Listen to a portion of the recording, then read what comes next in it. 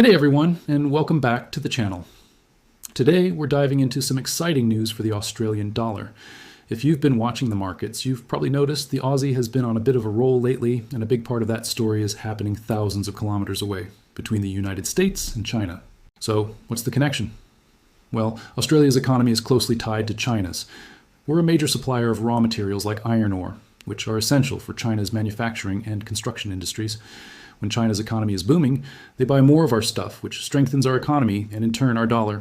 Recently, there's been a lot of positive buzz suggesting that the US and China might be moving closer to resolving their long-standing trade disagreements.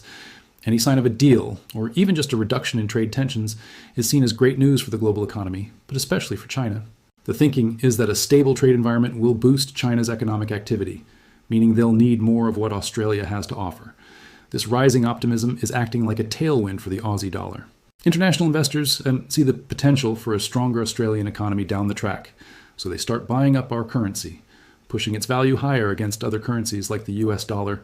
It's a classic case of market sentiment driving real-world value. The better the news sounds about US-China relations, the more confident investors feel about Australia's economic prospects, and the stronger the Aussie gets. Of course, in the world of finance, nothing is ever set in stone. These are still just hopes, and negotiations can be unpredictable. But for now, the positive signals are giving the Australian dollar a much-needed lift. It's a fascinating example of how interconnected our global economy truly is, where diplomatic conversations in one part of the world can directly impact the currency in our pockets here in Australia. We'll definitely be keeping a close eye on how this develops. Thanks so much for tuning in today. If you found this breakdown helpful, please hit that like button and consider subscribing for more financial insights. Drop a comment below with your thoughts, and we'll see you in the next video.